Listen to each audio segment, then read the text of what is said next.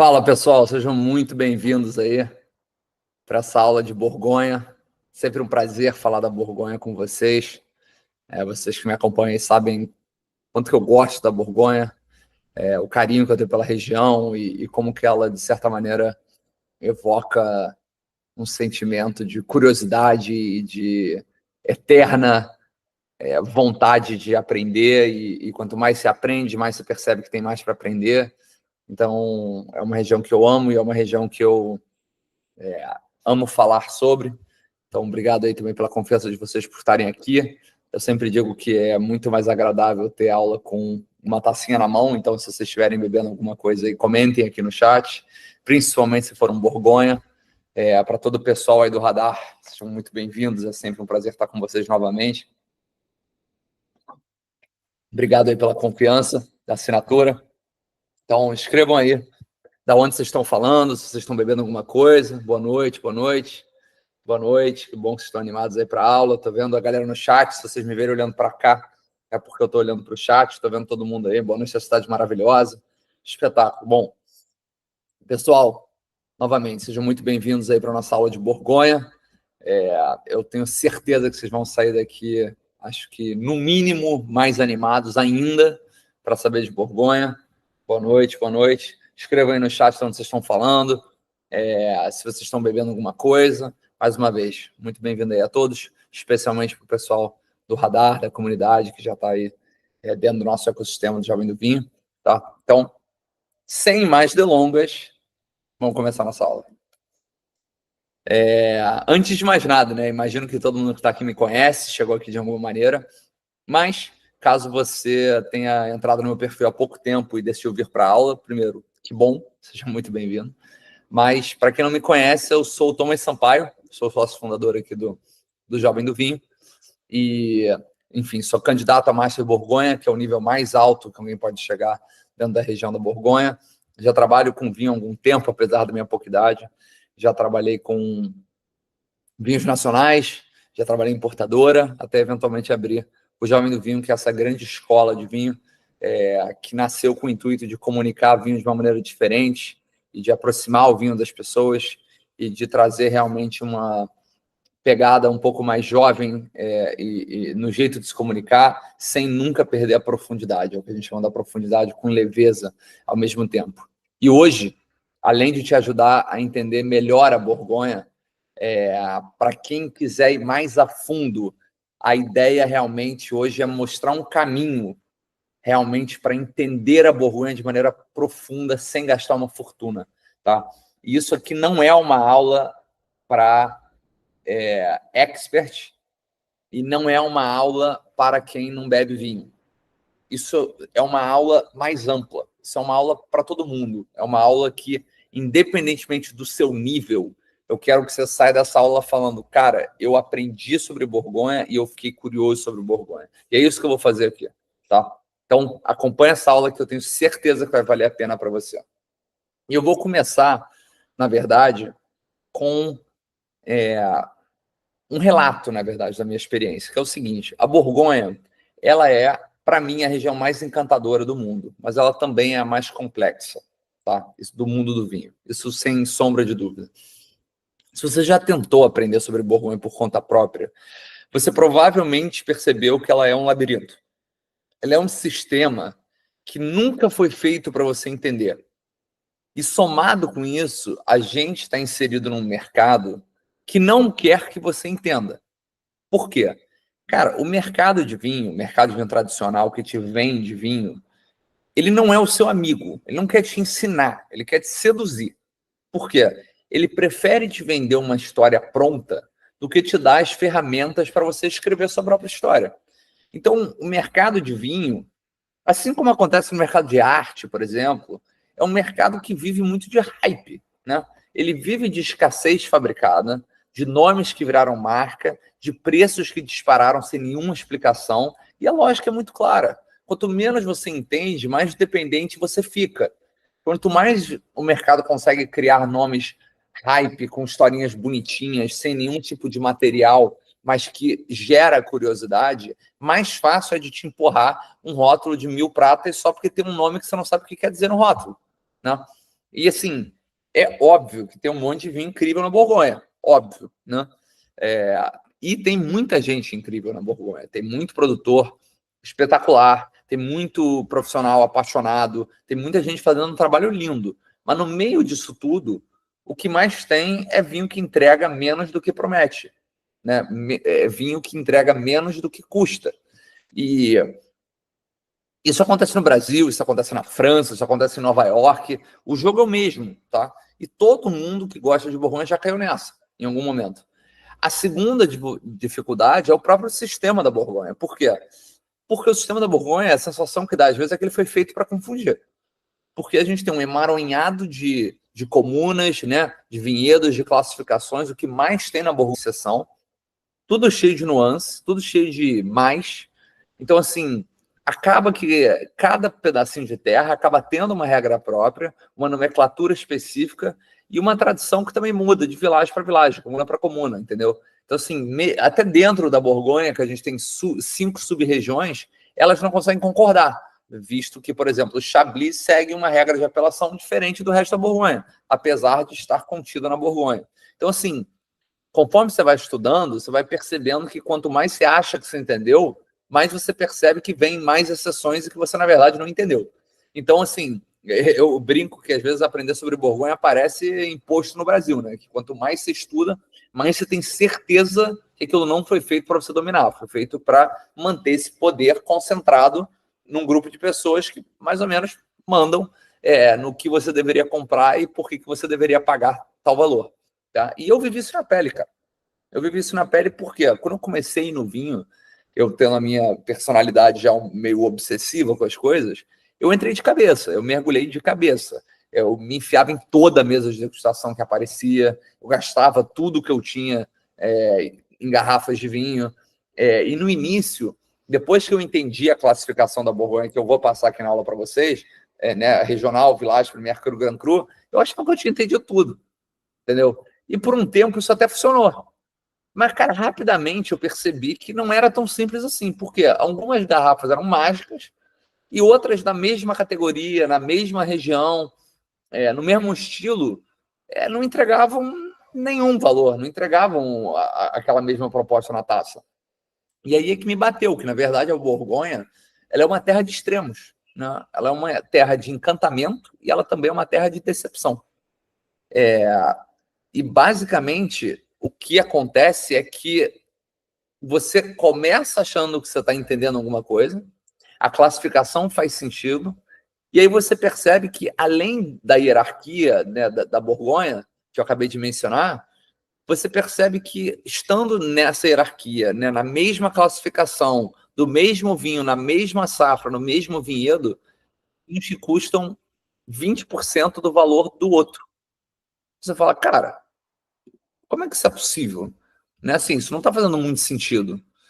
E você percebe que, por exemplo, um Chambord Musigny do Meunier custa muito mais que o do Druhan, na mesma safra, que custa muito mais do que outros. E o pior, que o mais caro nem sempre é o melhor. Aliás, uma das coisas mais importantes que a gente aprende no mundo do vinho. E aí o jogo muda, porque o jogo muda que você fala, cara, não basta eu saber a classificação, eu preciso saber quem fez o vinho, como fez, em que contexto. E aí a ficha cai. Né? A ficha caiu para mim, pelo menos. Em que eu falei, cara, eu tenho que entender o produtor, eu tenho que entender a safra, eu tenho que entender o estilo de vinificação, eu tenho que entender se o cara usa madeira velha ou madeira nova, se ele usa cacho inteiro, como é que isso está representado na safra, se ele é biodinâmico, se ele corrige a acidez, se ele sulfita em excesso. E assim, isso muda de ano após ano, de terroir para terroir. E aí, de repente, eu percebi que aquele troço era muito, muito mais complexo do que eu achava que ele era, mas muito mais complexo. E aí, quanto mais eu aprendia, mais confuso eu ficava. E tudo parecia completamente solto. Porque aí você fala, cara, beleza, agora eu vou beber um Grand Cru da Borgonha. Pô, Clos Vougeot, Grand Cru famoso. Só que, pô, Clos Vougeot é gigante. Né? Tem um monte de gente fazendo Clos Vougeot. E aí, se você não sabe quem é o produtor e onde é que está a parcela dele dentro de Clos Vougeot, você pode pegar um Clos Vougeot excelente e um porcaria no mesmo ano. É uma coisa enlouquecedora.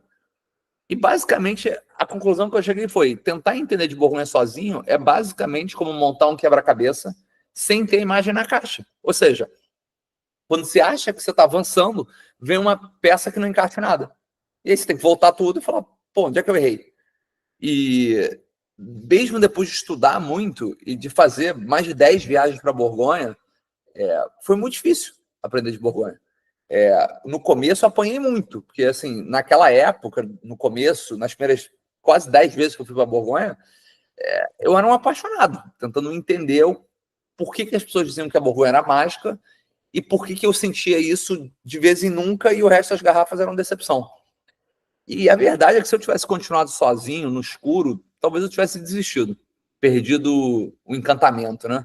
Perdido o tesão pelo vinho. E eu sei que isso não aconteceu só comigo, não. Assim, quem, por exemplo, viu meu podcast aí com Malísia, CEO da Sela, ele contou exatamente isso. Ele contou que ele foi indo atrás dos nomes mais famosos, nem estava na Borgonha, ele falou de Itália, né? Dos famosos aias, né? Todos esses aias aí que a gente conhece. E uma hora ele percebeu que ele estava estagnado, que tudo tinha o mesmo gosto. E parou de sentir emoção no vinho. E aí ele falou, cara, pensou em voltar para cerveja. Ele fala isso no podcast.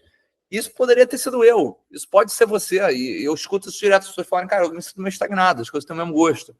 Porque o que acontece é que quando a gente só vê o rótulo sem entender o que está acontecendo, fica um vazio, fica uma distância. Você sente que tem uma coisa ali, mas você não consegue acessar, você não consegue conectar essa coisa. E aí a culpa não é sua, né? Porque se você já tentou aprender sobre Borgonha, você provavelmente bateu de frente com esse mesmo muro. Qual que era? Cara, você foi tentar entender o conteúdo ou era raso demais ou ele era técnico e desconexo. E você sentia que não tinha um conteúdo feito para você, né? Porque o que você achava era em inglês ou em francês, ou então era sobre um tema que não conectava com o outro. Quando você tentava conectar, faltava uma peça. E eu senti, na verdade, que não tinha um conteúdo feito para quem só ama vinho, para quem quer se aprofundar nessa região tão mágica de uma maneira acessível, mas com profundidade. E no meio disso tudo, cara, eu sentia que a Borgonha ela tinha uma fama de ser chata pra caramba, de ser muito difícil de entender. E foi por isso que eu resolvi fazer diferente, na verdade. Foi por isso que eu tô aqui hoje com vocês. Eu quero te mostrar que é possível sim entender a Borgonha. Eu quero te mostrar que é possível entender a Borgonha de maneira profunda, sem ser excessivamente técnica e sem ser chato. Direto, sem enrolação, com contexto, com clareza.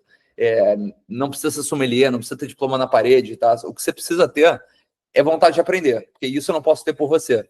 E realmente precisa ter vontade de aprender, porque de fato ela é complexa, mas ela não é impossível de entender. E é isso que eu prego aqui. Então, assim, vamos embora? Vocês topam esse desafio? Vamos aprender sobre essa região tão mágica? Vamos sair da inércia? Vamos sair dessa parede mental que todo mundo acaba batendo e, de fato, entender a Borgonha de uma vez por todas? O que vocês acham?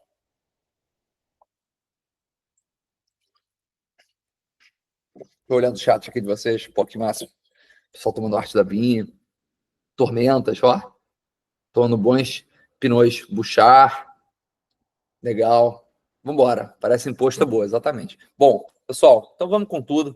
Eu tenho certeza que vocês vão se beneficiar dessa aula. Então, sem mais delongas. Eu gosto muito de começar as minhas aulas com um pouco de história. Por quê? Porque a história, principalmente numa região como Borgonha, ela informa por que as coisas são do jeito que elas são hoje. E não vai ser uma aula de história, pelo contrário, eu só vou pontuar algumas coisas históricas que são importantes para você entender como é que a gente chegou onde a gente está hoje, tá? Então, a história de vinho da Borgonha, ela é o resultado da sobreposição de influências culturais, religiosas e políticas. A gente sabe que política está permeada em tudo, principalmente quando a gente fala de poder, né? Então, assim, o nome da região, ela remonta de 450 depois de Cristo, quando a tribo, né, dos Burgondes se estabeleceu na região e fundou o reino da Burgúndia.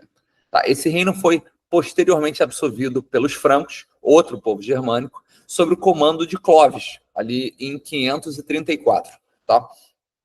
Não sei se vocês sabem disso, mas a França, ela herdou o nome justamente dessa tribo dos francos, tá?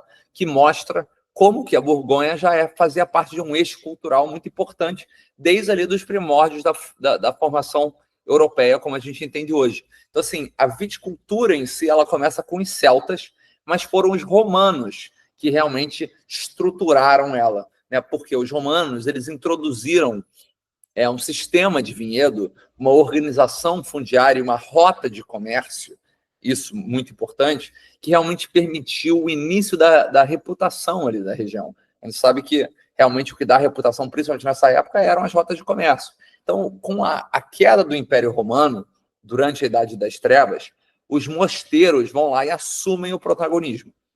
Monges beneditinos e cistercienses se tornaram aí os grandes responsáveis pela continuidade e aprimoramento da viticultura. Basicamente, eles cultivavam vinho, em grande parte, para missa. Tá? E aí, o que acontece? Um detalhe curioso, né? Os mosteiros começaram a fazer muito mais vinho branco do que vinho tinto. Por quê? Eles queriam evitar de manchar os tecidos litúrgicos, porque o vinho tinto mancha muito mais, o que mostra como que a prática religiosa influenciava que uva que eles iam plantar lá no vinhedo. Olha que curiosidade legal. E aí a gente avança um pouquinho no tempo e chega nas figuras que, na minha opinião, foram as mais importantes para a Borgonha começar a ter a popularidade que ela tem hoje, que é o seguinte: entre 1363 e 1477, os duques da Borgonha transformaram a região num centro de poder e prestígio. Então, o primeiro deles, que é Filipe o Temerário, emitiu um decreto em 1395 banindo a Gamay da Côte d'Or em favor da Pinot Noir. Olha que loucura. Então, em 1395, o Filipe já tinha percebido que a Gamay não tinha capacidade de produzir vinhos da mesma qualidade da Pinot Noir, e que se a Borgonha quisesse realmente ter a fama de fazer os melhores vinhos do mundo, a Gamay tinha que sair de lá. Olha que loucura. Tá? Isso em 1395. Esse cidadão vai ter um paladar bizarro. E basicamente ele acaba emitindo um decreto para banir a Gamay, mas sem muito sucesso, porque, obviamente, os produtores que tinham plantado Gamay não queriam tirá-la, e para você conseguir fiscalizar era muito difícil, né? Até porque assim, era difícil você no olho falar, não, isso aqui é Gamay. Então, durante muito tempo continuou a Gamay sendo produzida, tanto que em 1441, né, quase 50 anos depois, o seu neto, Filipe o Bom, reforça mais uma vez, né, que não pode plantar Gamay na Côte d'Or. E em 1855, ou seja, 400 anos depois, a Gamay ainda era amplamente cultivada. Tá? Então, realmente, você vê que a gente só conseguiu, de fato, tirar a Gamay ali da Côte d'Or em tempos, aspas, modernos, em que você conseguia fiscalizar com mais facilidade. Mas o ponto é, os duques começaram como defensores ativos da Borgonha. Os duques foram os maiores promotores da Borgonha, historicamente, e foram eles os responsáveis a levar os vinhos para a mesa do Papa. Foram eles os responsáveis a, por exemplo, levar o vinho da Borgonha para a aristocracia europeia. Tá? E através, por meio do seu patrocínio, que os vinhos começaram a, de fato, construir essa reputação de excelência. Reputação essa que persiste até hoje.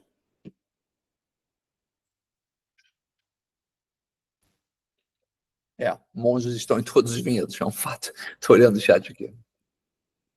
Então, vamos avançar um pouquinho mais. A gente tem um fato muito importante aqui para a Borgonha, que é a Revolução Francesa, em 1789. Por quê? Você já lembra disso da época do colégio? Na Revolução Francesa, as terras foram confiscadas, né, e redistribuídas aos agricultores que tinham trabalhado naquela terra. Então, o que acontece é que os grandes domains, né, as grandes propriedades, eles são divididos. Quase nenhum monopólio sobrevive. E, pouco tempo depois, Napoleão Bonaparte emite o Código Napoleônico, 1804. Tá? E esse Código Napoleônico determinava que a herança deveria ser dividida igualmente entre os irmãos. Então, o cidadão que tinha terra morria, né, e tinha que dividir aquela terra entre todos os herdeiros, os irmãos herdeiros. Ou seja, você começa, a partir daí, uma longa história de fracionamento das propriedades da Borgonha. Então, um cidadão, por exemplo, você pode imaginar que tinha 7, 8 filhos, tinha que repartir aquela terra entre todos eles. Então, é óbvio que as grandes propriedades basicamente acabam, porque tudo começa a ser pedacinho de terra de cada filho. E isso se dá até hoje. Não é à toa que a Borgonha é tão repartida e que é muito incomum na Borgonha você ter grandes propriedades. E é por isso que a Borgonha vira esse quebra-cabeça, porque cada pequeno produtor herda um pedacinho de terra e cada pedacinho de terra começa a ter um peso muito grande. E é também por esse motivo que na Borgonha terroir não é um conceito vago, não, é um conceito que é levado para o limite. Então, assim, a gente tem um lugar em que a precisão ela é quase obsessiva. Nenhuma outra região do mundo documenta e respeita tanto as microdiferenças quanto a Borgonha. Então, assim, quer ver um dado muito curioso? A França inteira tem cerca de 500 apelações de origem controlada, as famosas AOCs, tá? A Borgonha sozinha tem mais de 100. Ou seja, 20% das AOCs do país estão concentradas numa faixa de terra que representa apenas 3% da produção vinícola nacional. Olha que loucura. O que isso te indica? Isso te indica que esses 3% estão insanamente repartidos. E que as repartições são em tamanhos muito menores. Ou seja, cada centímetro importa. Tá? Então, assim, a Borgonha tem 225 quilômetros de extensão. E esse tamanho de terra é um em que quase toda tá denominada. Né? Assim, a gente tem um lugar que começa com essa história desde lá da Idade Média, de monges que perceberam, sem tecnologia, sem laboratório, apenas usando o paladar e a observação, de que os vinhedos eles possuíam identidades diferentes, basicamente. Eles começaram a notar que vinhos feitos com a mesma uva de Pinot Noir, de Gamay, de Chardonnay, tinham perfis diferentes, dependendo do lugar de onde eles vinham. E não para por aí, né? Hoje a ciência moderna confirma que eles estavam certos, né? Confirma que a Borgonha ela é geologicamente muito complexa. São milhões de anos de história, de solo, né? Falha tectônica, fóssil marinho, sedimento, variação absurda de composição mineral. Então a gente tem o fato lá atrás deles perceberem isso no paladar, somado com essas questões políticas que a gente encontra aí, por exemplo, depois da Revolução Francesa e do Código Napoleônico. Então, assim, o terroir da Borgonha ele não é só poético, entendeu? Ele é físico, ele é técnico, ele é mensurável. Então, assim, a Borgonha ela não só acredita nessa noção de terroir, mas ela documenta, ela transforma isso em lei. Tá? E é por isso que ela confunde também, mas ela também pelo mesmo motivo que ela fascina. Então, assim, além dessa divisão, a gente tem também uma complexidade na hora que falamos de vinificação. Por quê? Agora, eu vou me aprofundar um pouquinho num papo nerd, que é essencial, tá? Então, assim, 5 minutos. Fica aqui comigo, porque isso vai servir de base para tudo que a gente vai ver. Então, assim, primeira coisa, vinificação. A vinificação da Borgonha, ela segue alguns preceitos. Não são lei, alguns são, mas a maioria são, assim, filosofias. A primeira obviamente, com essa importância para o terroir, o produtor vai fazer tudo o que ele puder para evitar de mascarar esse terroir, que a gente chama de mínima intervenção para máxima expressão de terroir. Então, assim, o objetivo aqui do produtor é respeitar e traduzir a especificidade daquela parcela e não moldar o vinho de acordo com o estilo padronizado, apesar de que já tentaram fazer isso historicamente, mas esse não é o ethos da Borgonha, tá? Então, assim, correções permitidas, tá? Na Borgonha, você pode chaptalizar o mosto, ou seja, adicionar açúcar para aumentar o teor alcoólico, ou acidificar, que é a adição de ácido para ou corrigir desequilíbrio de acidez ou literalmente aumentar a acidez. Não é permitido fazer as duas coisas no mesmo vinho, tá? Você não pode acidificar e chaptalizar, mas você pode chaptalizar e você pode acidificar. Ora, mas isso não é uma correção? É uma correção. É uma correção bastante grande. Não são todos os produtores que fazem isso, muito pelo contrário, a maioria não faz. Isso acaba sendo uma coisa dos maiores produtores, dos produtores mais comerciais, mas é sim permitido. Como é que eles controlam isso? Não permitindo fazer as duas coisas, ou você faz uma ou você faz outra. É um jeito de, como é que eu vou corrigir sem excessos, tá? Eu não concordo, mas é permitido e tem que ser dito. Outra coisa, fermentação, quase sempre feito com leveduras nativas, ou seja, leveduras que estão ali presentes no ambiente borgonhês, né? Leveduras naturalmente ali presentes nas cascas das uvas, no próprio ambiente, porque aquilo ali é terroir. Aí você fala, pô, eu posso usar levedura de laboratório? Pode. Levedura que a gente chama industrial, né? Você pode. A maioria não usa, mas tem gente que usa? Tem, mas a grande maioria não usa. Por quê? O ethos da região é preservar esse terroir e preservar a identidade sensorial específica do lugar em que, com uma levedura, né, industrial, uma levedura de laboratório, você, de certa maneira, mascara esse terroir. Terceiro ponto da vinificação. Cara, uso consciente de barrica de carvalho. Por quê? A gente sabe que o excesso de madeira no vinho, ele, de certa maneira, ele se sobressai à fruta. Tá? Então, assim, os vinhos da Borgonha são tipicamente, né, vinhos que passam por madeira? Sim, principalmente quando a gente fala de Gran Cruz. O uso de carvalho ele existe, mas ele é moderado. Por quê? A maioria dos produtores evita de extrair muito tanino marcado de madeira, evita de mascarar o vinho com notas de torrefação. Então, assim, os vinhos da Borgonha, eles são construídos para expressar finesse, para expressar pureza, nuance, tá? E o excesso de madeira acoberta isso. Então, a vinificação ela é um exercício de precisão e contenção. Cada decisão técnica, ela serve ao vinho, tá? E é isso que é importante de pensar. Então, assim, localização e clima. A gente está aqui na parte oriental da França, a gente tem um clima continental, tá? Lembrando que clima é o que a gente espera e tempo é o que a gente recebe.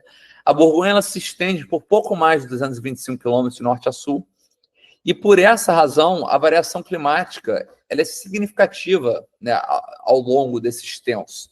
Então, assim, lá no sul, no Mâconnais, a brotação começa antes do que em Chablis lá no norte, porque o Mâconnais é muito mais quente.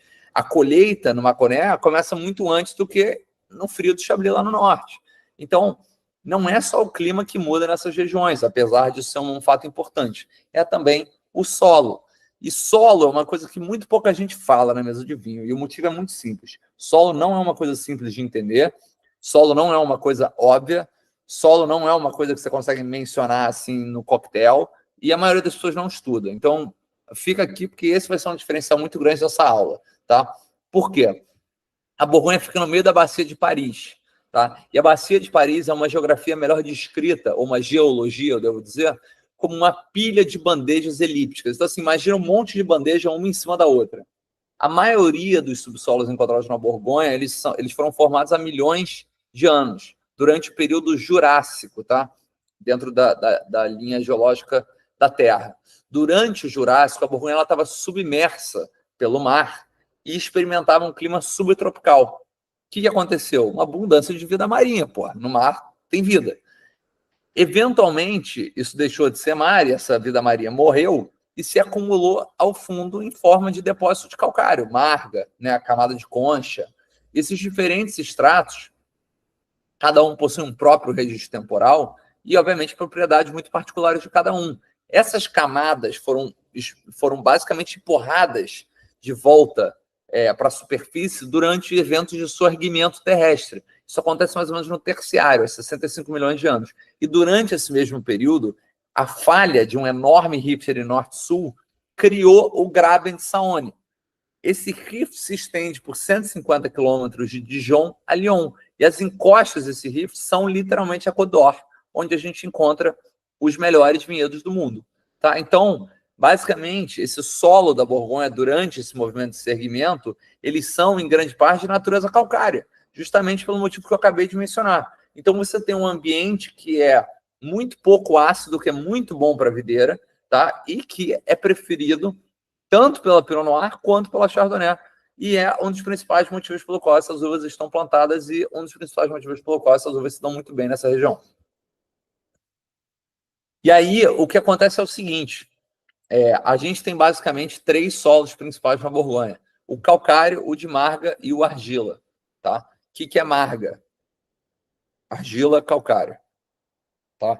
Argila mais calcário é igual a marga. Estou falando de maneira bem generalista, mas só para vocês entenderem. Então, a gente tem esses 3, várias variações dentro disso, tá? Obviamente, daria para ficar 10 horas aqui só falando de solo da Borgonha, mas para vocês entenderem, você basicamente tem esses 3 solos. E conforme a Pinot Noir é plantada nesses diferentes solos, ela entrega diferentes características. Então, a Pinot Noir, ela prefere o solo calcário, tá? A Pinot Noir, ela gosta muito de calcário. Então, quando a gente tem uma Pinot Noir no calcário, a gente tem um vinho levemente pigmentado, ou seja, com uma cor um pouco mais translúcida, tá? Mais nobres, mais elegantes e altamente aromáticos. Quando a gente tem o Pinot Noir com marga, ou seja, com mais argila, a gente tem tintos que tendem a ser um pouco menos elegantes, com mais estrutura, tá?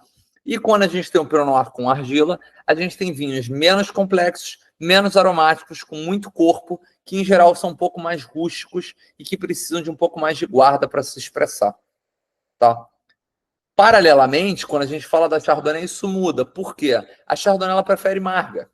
Então, a Chardonnay com marga, ela produz os brancos mais densos, vinhos com mais concentração de sabor, tem um potencial de envelhecimento maior.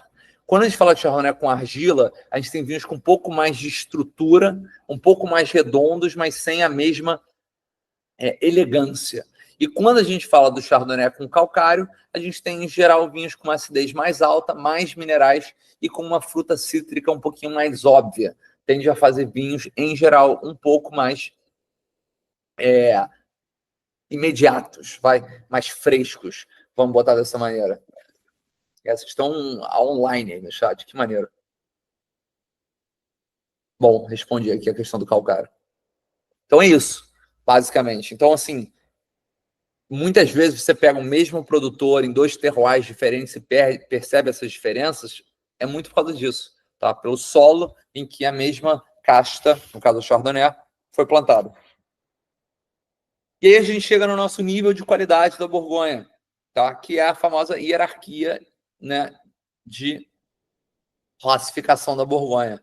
Lembrando, né, quando a gente fala de terroir, a gente está falando de um sistema que é baseado, né, a hierarquia é baseada neste terroir, e não no prestígio do produtor.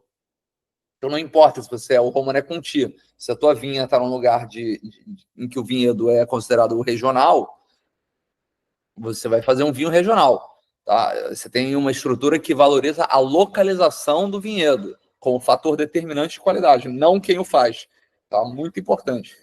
Então, vamos lá. Os primeiros esforços para isso ser criado, eles vêm em 1860, pelo Comitê Agrícola ali de Bonn, criando uma hierarquia que foi muito adaptada até a gente chegar no sistema de hoje. Tá? Em 1930, a gente tem os limites legalmente definidos, os limites geográficos, e em 36, essa legislação de AOC, apelação de origem controlada, como a gente entende hoje, consagrou a delimitação dos vinhedos e seus respectivos climas.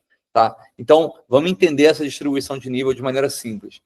A pirâmide da Borgonha ela possui 4 níveis. Tá? O mais básico de entrada é o regional, que é mais ou menos metade da produção da Borgonha, 50%. Tá? Aqui você vai encontrar a palavra Bourgogne no rótulo, bem como vários outros, como, por exemplo, o Passe du Grand, como Coteau Bourguignon, como Haute Côte de Beaune, como Haute Côte de Nuits. Isso são vinhos regionais. Tá? Essas denominações elas abrangem áreas muito mais amplas. Tá? Isso é a base da pirâmide, por isso que quase metade dos vinhos estão aí nessa apelação. Ela é a apelação de entrada. Tá? Chegando um nível acima, a gente chega nos villages. Aqui a gente está falando de vinhos que são de uma comuna específica. Tá? Então, são vinhos que tendem a serem mais focados, mais representativos, né, da onde eles estão vindo. Então, você vai pegar, por exemplo, imagina que a Borgonha é a cidade do Rio de Janeiro, o Rio de Janeiro inteiro seria o regional e o bairro de Copacabana seria um village, o bairro de Ipanema seria outro village, o bairro do Leblon seria outro village. Então, eles são vinhos, vamos chamar de village, vinhos de bairro. São vinhos com uma área possível menor para você fazer aquele vinho, e logo são vinhos que têm um pouco mais de identidade. Eles representam mais ou menos 37% da produção da Borgonha. Acima, a gente chega nos Premier Crus. Os Premier Crus são climais, ou seja, áreas específicas dentro de um village, dentro de um vilarejo. Tá? Esses são vinhos que têm uma reputação por produzir vinhos de uma qualidade um pouco superior. São mais de 660 vinhedos que têm essa possibilidade, incorporados legalmente ali dentro desse sistema, tá? E normalmente o que você vai ver aqui no rótulo é o nome do vilarejo, né? O nome do village, o nome do vinhedo e Premier Cru, que você sabe que é de uma qualidade superior, tá? E aí, acima disso, a gente chega finalmente no suprassumo da Borgonha, que é os Grand Crus. Os Grand Crus representam entre 1% e 2% da produção, ou seja, muito pouco, né? É o topo da pirâmide, e são vinhedos com reputação excepcional. Existem 33 Grand Crus na Borgonha, e o rótulo não vai trazer o nome do village, porque o Grand Cru é mais importante do que o próprio village. Tá? Então, exemplos incluem Romanée Conti, La Tâche, Chazot, Grand Chazot, La Grand Rue, Clos Saint-Denis, Bonimar, Musigny, Chambertin, La Tricière Chambertin, Rochot Chambertin, o próprio Chambertin, enfim, vários outros, La Romanée, Corton Charlemagne, Montrachet, Criou Batar Montrachet, enfim, deve ter falado uns 30 já. Todos são Grand Crus, tá? Então, esse é o sistema de classificação da Borgonha, para vocês entenderem. E, curiosamente, a Borgonha ela já foi majoritariamente tinta, tá? Em 1986, ou seja, não faz tanto tempo assim, há 40 anos, 60% da produção era de tintos, e hoje, 65% é de brancos. Por quê? Teve uma explosão aí na demanda internacional, na década de 80, começou, em 90 se consagrou e em 2000 mais ainda, porque Chablis e Mâconnais, que eram e ainda é a região em que os vinhos são os mais acessíveis da Borgonha, era o jeito que a Borgonha conseguia servir o mercado internacional, porque eram os vinhos mais baratos.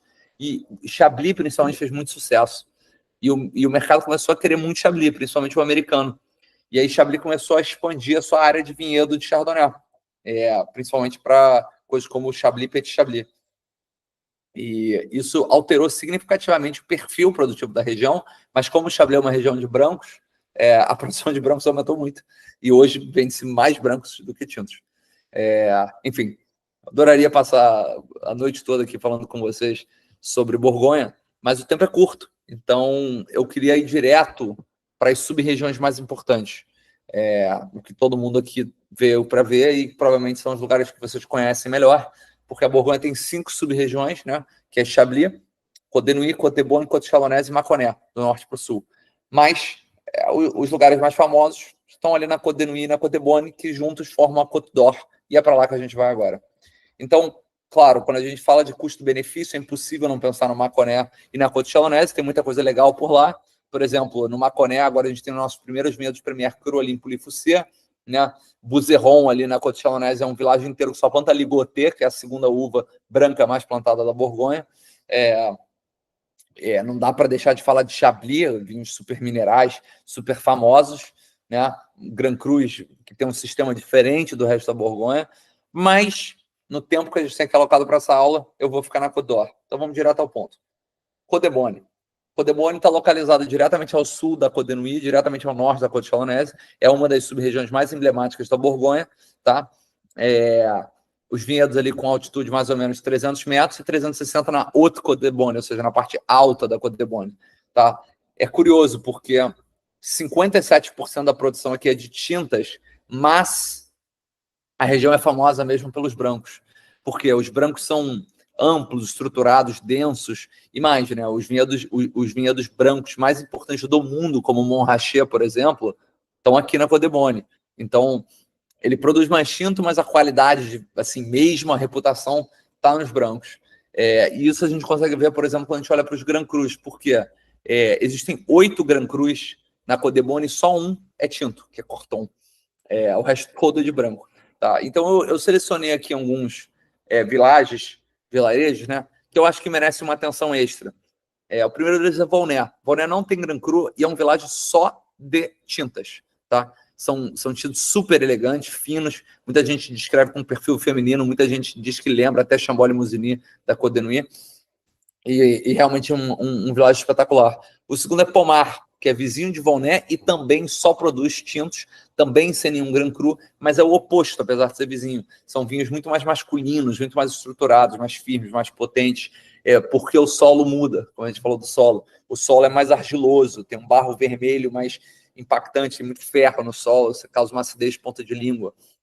Outro vilarejo que merece ser mencionado é Meursault, também sem Grand Cru, um lugar muito famoso pelos brancos, são brancos com o que a gente chama de uma oleosidade, uma gordurinha, uma textura um pouquinho mais cremosa, vinhos excepcionais. Muita gente diz que se tivesse mais um vilarejo na Côte de Beaune que fosse ter um Grand Cru, seria Meursault. Eu amo os vinhos de lá. Depois, Pouligny-Montrachet, o meu vilarejo preferido de todos, possui 4 Grand Crus, inclusive 2 que são compartilhados com Chassagne-Montrachet, que é o Montrachet e o próprio Batard, e por fim o próprio vilarejo Chassagne-Montrachet, que tem brancos um pouquinho mais potentes, um pouquinho mais carnudos, e que compartilha esses 2 Grand Crus com o Pouligny, além do Criot Batard-Montrachet, que está apenas no lado de Chassagne. Enfim, uma região espetacular ali da Borgonha, e que aqui a Borgonha demonstra realmente toda a sua capacidade de produzir grandes vinhos brancos e tintos também, com uma riqueza textural e mineral simplesmente absurda, tá? Pessoal, o que significa Grand Vin? Estamos perguntando aqui no rótulo. Honestamente, do ponto de vista prático, não significa nada.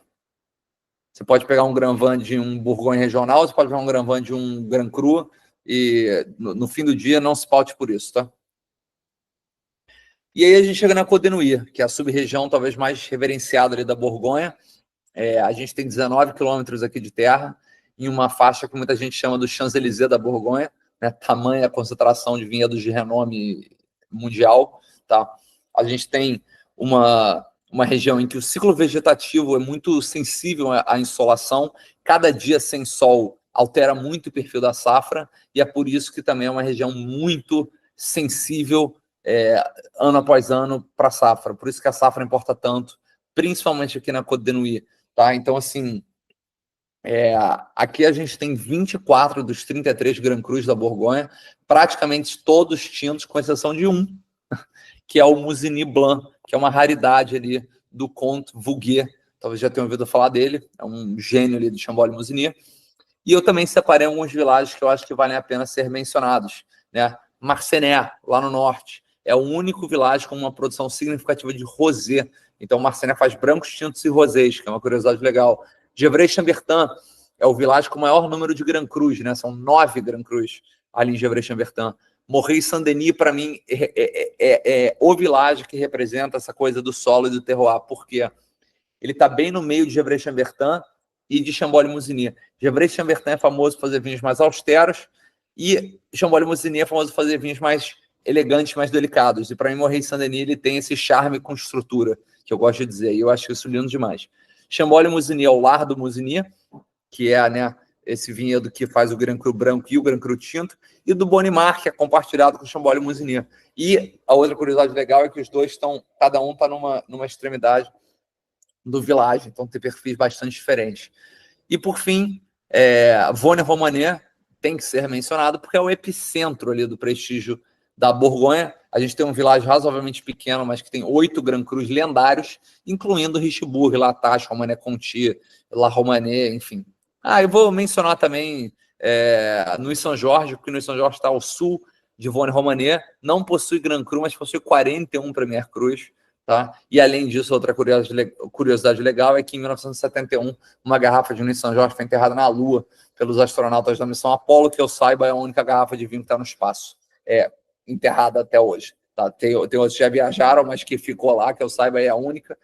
E a Côte de Nuits, de fato, é o coração dos grandes tintos da Borgonha, concentra realmente a mais alta expressão da Pinot Noir, com profundidade, com longevidade, com singularidade de terroir. Beleza? Ficou claro para vocês isso? Fez sentido? Vou começar a olhar aqui os comentários do chat. Solo da Côte de Nuits. Vamos lá. Você está falando dos grandes tintos da Borgonha, né?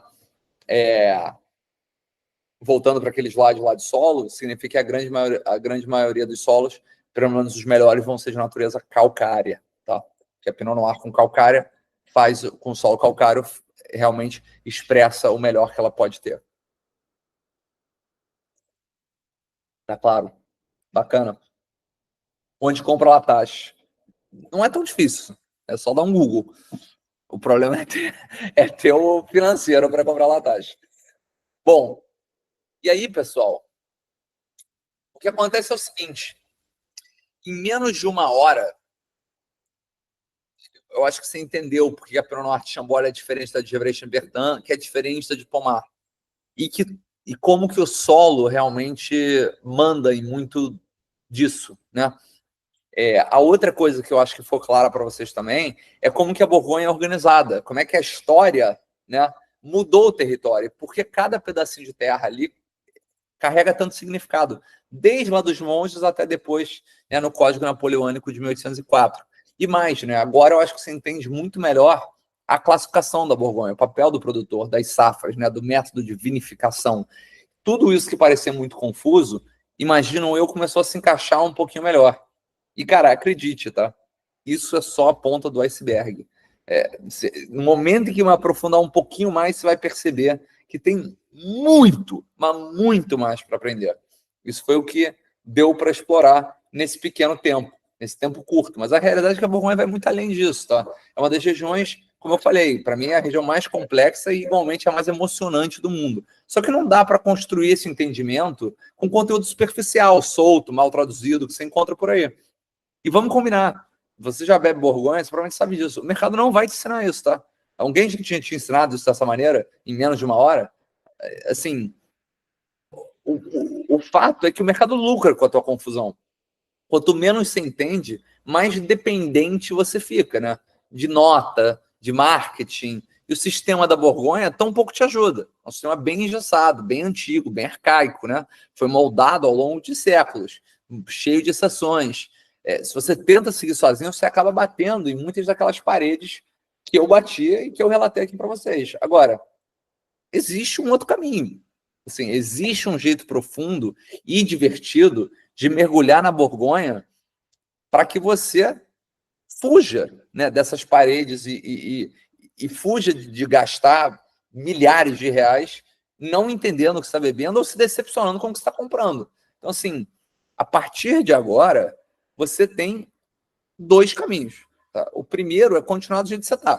Você vai sair dessa aula animado, espero eu, e você vai voltar a juntar um monte de informação solta. Você vai assistir vídeo aleatório do YouTube, você vai confiar em fóruns que você não sabe quem está escrevendo, você vai tentar aprender na marra, você vai comprar garrafa torcendo para acertar, e no meio disso, cara, você vai gastar milhares de reais que provavelmente não vão entregar o que prometem, como suspeito eu, foi a tua experiência na Borgonha até agora.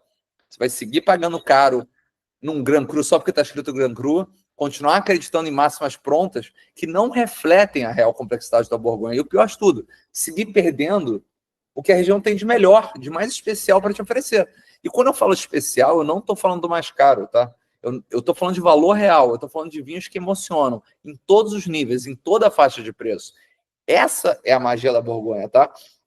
Não está no rótulo caro, está no entendimento, tá? Então, assim, aqui que entra o caminho alternativo que eu acredito ser o responsável pela sua grande virada de chave na Borgonha. Então, assim, esse slide é o caminho alternativo. O caminho que eu criei e que eu queria compartilhar com você, que é o seguinte: a verdade é que eu gastei todo o meu dinheiro ali no começo em vinho e viagem a regiões produtoras de vinho, especialmente para Borgonha, tá? Para conseguir entender essas coisas que eu estou aqui ensinando para vocês hoje. E quem já foi para Borgonha sabe que cada ida custa uma fortuna de dinheiro. Todo mundo que vai para Borgonha uma vez sabe disso. Assim, para você fazer o Master Borgonha, por exemplo, que eu já fiz mais de uma vez, para fazer online são 1.000 euros para fazer aqui no Brasil. Presencial lá custa no mínimo 5 vezes isso. Então, assim, quando eu falo de terroir, eu não estou falando de uma foto que eu vi no livro. Eu estou falando de vinhedos que eu andei várias vezes. Né? Eu estou falando de terra que eu peguei na mão, safra, as últimas todas que eu tive lá várias vezes, conversando com o produtor, indo em vinhedo depois de geada, vendo o que é uma safra farta, entendeu? Assim, entrando em cave de produtor e sabendo se a safra foi difícil pela quantidade de barrica vazia que tem na adega. Assim, os Gran Crus, Premier Cruz que eu estou falando, não são coisas que eu li um review, né? São vinhedos que toda vez que eu vou a Borgonha, eu estou lá passeando por eles, para ver quem está replantando, para ver como é que está a qualidade da safra. Então, assim, essa vivência, tá, é, de fato, o que me ensinou sobre a Borgonha e que eu tento ensinar para vocês. E foi tudo isso que deu vida ao Guia Definitivo da Borgonha. O que é isso? É, sem sombra de dúvida, o material mais completo já feito sobre a Borgonha em português, tá? Mas mais do que isso, ele não foi criado para quem quer um diploma, para quem quer um certificado, para quem quer o título de entende de vinho, sabe de vinho, tá? Cara, isso foi feito por uma pessoa que já esteve muito confusa na Borgonha e que cansou e que achou um caminho alternativo que quer te mostrar. E assim, esse guia foi feito por mim para quem quer beber melhor, para quem quer se emocionar na Borgonha. Tá? Um fruto de muito estudo, de 15 visitas à região só nos últimos 3 anos. Assim, acesso a materiais que nunca foram traduzidos para português, que eu traduzia, organizados e mastigados e acessíveis para uma pessoa que, de fato, aprendeu sobre a região vivendo ela. Tá? Então, eu criei 15 módulos que têm uma ordem, que têm uma lógica para você entender as sub-regiões, os vilages, os vinhedos mais importantes, microclima, vinificação, classificação, perfil de solo, tá? Relatório de safra. É um método claro, estruturado, em português, com profundidade, porém de maneira leve, sem enrolação, sem vício técnico. É basicamente um atalho que te dá autonomia. Por quê? Para você entender a diferença entre um Village na taça, descobrir produtores que você precisa provar, saber quais safras comprar, quais guardar, quais evitar, quanto que vale a pena gastar naquela região, o que é hype, o que não é, ler um rótulo e saber do que se trata. E, acima de tudo, né, viver a Borgonha sem cair em armadilha, sem jogar dinheiro fora, sem passar anos andando em círculos. Esse é o convite. É abrir um caminho direto, prazeroso e profundo pela Borgonha. Tá? E aí, imagino eu, agora você está se perguntando, pô, incrível, mas assim, quanto é que custa essa brincadeira? E eu te falo, assim, 1 ano de acesso ao guia definitivo da Borgonha custa R$ 2.000. Mas vamos pensar aqui rapidinho, R$ 2.000 é o que exatamente? 4 garrafas de Borgonha, dependendo da sua escolha. Um Chambord de bom produtor no Brasil é quase isso. Um Pomar Premier Cru também. Então, assim, se você ama a Borgonha, eu tenho certeza que você já gastou mais do que isso tentando se encontrar na região. Indo no feeling, confiando em rótulo, em nota, em hype. Agora pensa, investir isso uma vez para finalmente entender de Borgonha de verdade, poder aproveitar todas as garrafas, inclusive a próxima, de maneira muito mais profunda, com clareza e confiança. Tá barato, né? E outra, tudo isso com acesso liberado por 1 ano inteiro, para você estudar no seu ritmo, no seu tempo, com uma taça de vinho na mão, por um valor que, assim, com certeza você já investiu de vinho, mas já investiu em vinho, mas talvez não tenha investido em clareza. Você concorda que o guia, o valor não é tão alto assim, que tá até barato? Bom, mas eu queria melhorar isso para você. Esse é o meu compromisso com você. Então, assim, eu vou melhorar e muito. Preste atenção. Para você que está realmente comprometido em mergulhar fundo na Borgonha, vou te dar uma notícia bacana. Que é o seguinte, lembra lá atrás quando eu falei que você tem que querer aprender? Esse é o meu jeito de falar assim, e eu quero que você aprenda. Todo mundo que entrar no Guia Definitivo da Borgonha hoje vai ter acesso a 6 encontros ao vivo, em grupo, comigo, ao longo de 1 ano inteiro. É um espaço para você tirar dúvida, tá? Revisar roteiro de viagem, montar estratégia de degustação, falar de produtor fora do radar, contar das suas experiências, ver o que vale a pena você comprar, compartilhar, enfim, falar de Borgonha, tá? São 6 encontros como esse espalhados ao longo do ano, exclusivo para quem entrar no guia hoje. Bacana? Mas eu vou melhorar ainda mais. Agora, imagina se ao invés de ter acesso apenas para 1 ano, você tivesse acesso para sempre. Para sempre, sem prazo, sem renovação, sem ter que gastar com esse conhecimento de novo. Por quê? Porque o nosso paladar muda. Você que bebe vinho há algum tempo provavelmente não gosta mais de coisas que você já gostou. As safras mudam, a região evolui e o material vai sendo atualizado com o tempo. Se daqui a 2, 5, 10 anos você quiser ir para Borgonha, você quiser rever o material, talvez participar de uma confraria, uma degustação, um jantar especial, você pode rever aquele módulo ali que você quer e ser a pessoa mais preparada da mesa. Está sempre ali para você revisar. Tudo isso para sempre, sem pagar nada mais por isso. Você resolve a Borgonha de uma vez por todas. Tá? Então, assim, muito legal, né? Fala a verdade. Mas eu vou fazer melhor.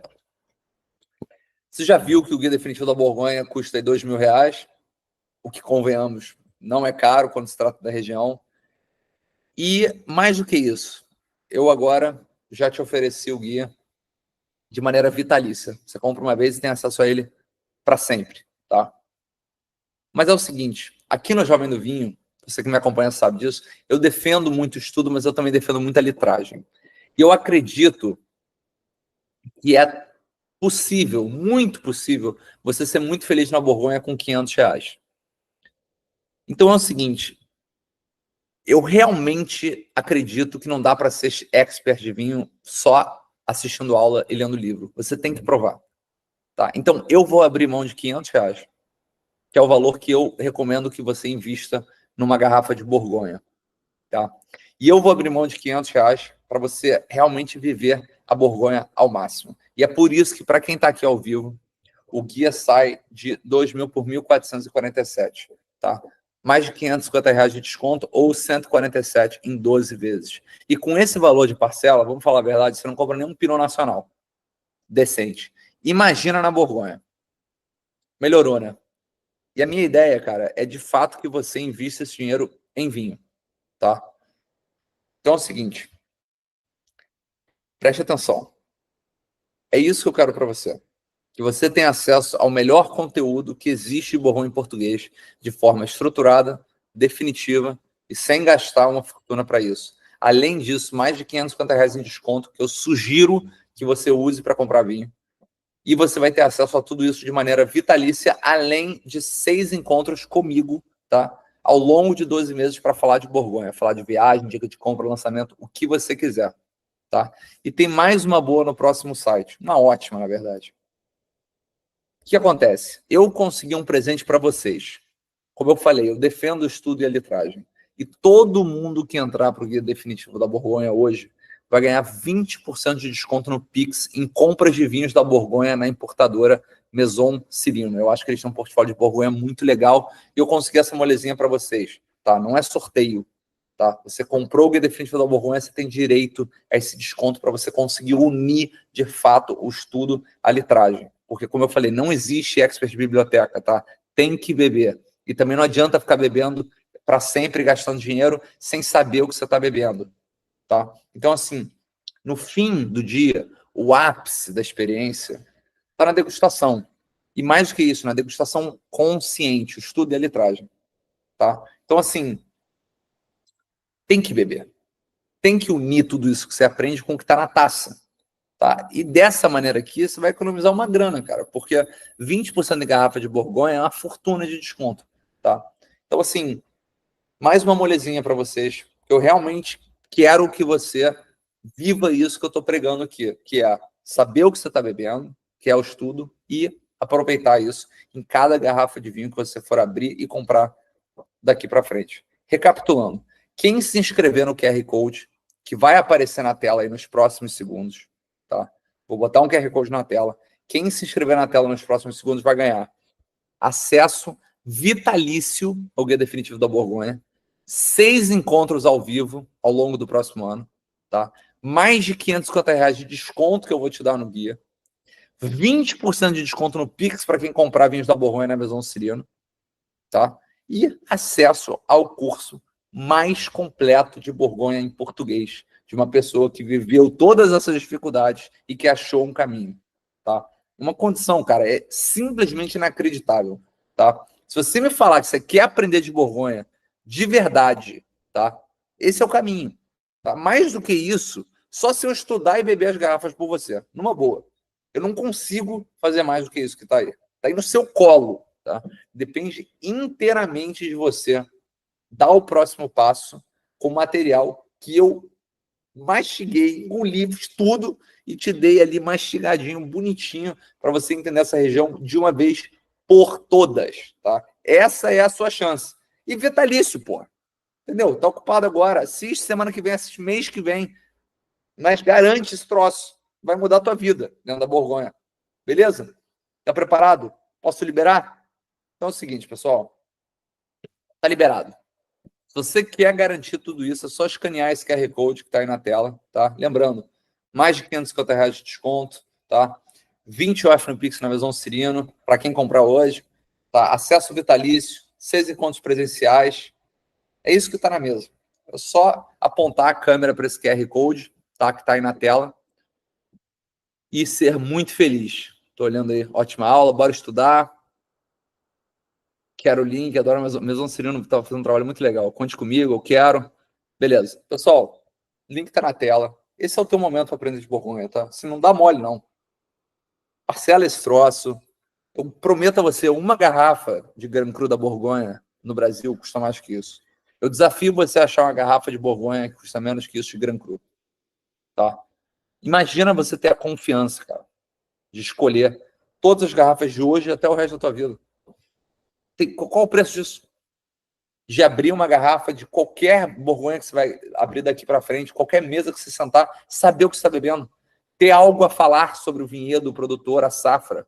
Qual é o preço disso? Se vinho é uma coisa que interessa a você, e se está assistindo uma aula de Borgonha, eu suponho que o vinho interessa a você. Você está comigo aqui há 1 hora e tal. É um troço que não tem preço, entendeu? Esse é o conteúdo que você está buscando. Esse é o conteúdo que eu busquei por anos e que agora eu produzi para você. E se você ainda está em dúvida, deixa eu te mostrar uma coisa. O Guia Definitivo da Borgonha tem um monte de aluno, né? A gente recebe um monte de feedback o tempo inteiro. Aliás, um monte de feedback positivo, devo acrescentar. E eu queria compartilhar um deles com vocês. Aqui estão alguns exemplos, né? você vê que o pessoal elogia muita didática, como que o material é completo, é profundo, mesmo assim leve. Isso são coisas que os alunos de fato disseram, tá? Material muito completo sobre a região, me alfabetizou na Borgonha, isso é uma frase que eu gostei muito, que o aluno disse. Abrange de forma muito mais profunda que o W73 e mesmo que o FWS. Então, assim, muita gentileza do aluno aqui, mas essa é a sensação, que mesmo quando você já sabe alguma coisa, o guia foi construído para você encaixar essas informações que você tem de uma maneira, de fato, definitiva. Tá? Então, assim, o feedback está aí, são feedbacks reais, de alunos reais que fizeram o curso. E essa é a percepção deles.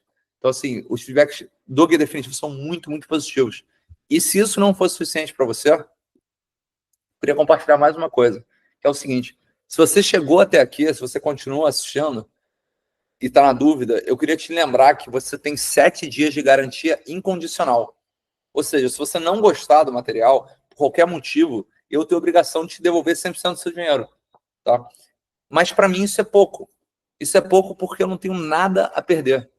Isso é pouco porque eu confio muito no material. Porque eu fiz esse material, além da vivência que eu tive na Borgonha, eu fiz esse material com um negócio que é muito especial, que as pessoas valorizam um pouco, que é carinho.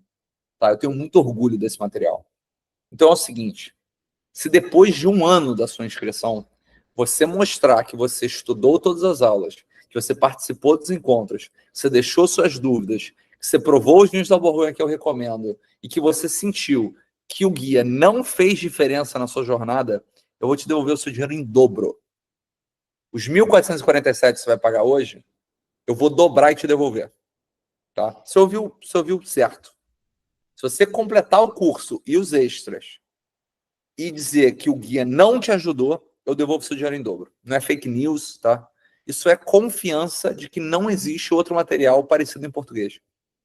Lembrando que tudo isso, tá? Encontro ao vivo, acesso vitalício, desconto de mais de R$ 550, garantia de satisfação, é válido hoje, tá? Depois disso, a oferta expira, tá? O link para de funcionar e não aparece de novo. Então, assim, se não existe nada que eu possa fazer para te mostrar o quanto que eu acredito nesse material, o quanto que eu, de fato, tenho total confiança que essa é a diferença entre o hoje e o amanhã para você e o resto da tua vida, falando de Borgonha. Tá? Então, assim, esse é meu compromisso contigo. Aponta a câmera aí pro QR Code, tá? Esse é o momento de mudar para sempre a sua relação com a Borgonha. Então, assim, primeiro eu queria te parabenizar por ter ficado até aqui, tá? Que realmente é